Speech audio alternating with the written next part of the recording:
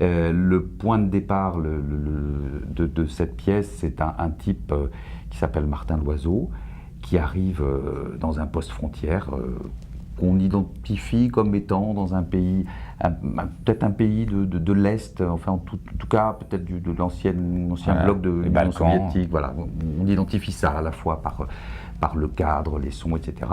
Et puis il arrive dans ce poste frontière, et là il réalise que sa valise, qui est identique à la sienne, eh bien ce n'est pas sa valise. Donc est-ce qu'il y a eu, est-ce que c'est une erreur fortuite, est-ce que c'est une machination, on ne sait pas. Et ce brave homme se retrouve dans le bureau des objets trouvés. Et là, il va être confronté à un fonctionnaire, Piètre, donc, qui est interprété par Pascal. Piètre, c'est le prénom, hein, c'est pas un piètre fonctionnaire. Oui, quoique. Quoique. Qui est à la fois très tatillon et très bizarre. Donc il va être confronté à la fois à ce personnage et à l'inventaire du contenu de la valise qui va précipiter ce pauvre Loiseau dans une aventure incroyable.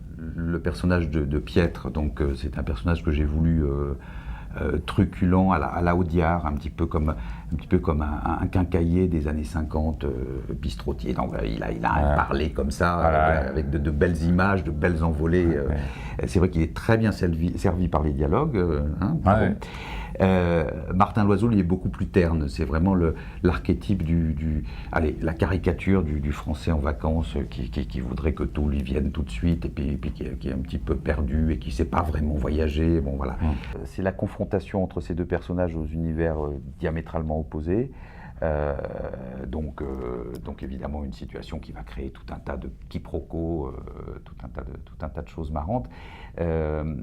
Mais on ne peut pas révéler où on va véritablement, parce que là ce serait vraiment dommage pour le spectateur. On peut soit l'apercevoir juste comme une comédie, un pur divertissement, et puis si on veut, on peut y attraper selon ce qu'on perçoit, différentes choses qui peuvent après nous poser des petites questions, voilà, sans être ni redondant ni roboratif, quoi. Le titre représente assez bien la pièce, à savoir qu'il faut se méfier des apparences. On ressort, dans divers domaines, on a le sourire. Voilà. Dans le domaine personnel, réflexion. Il en parle bien. Voilà,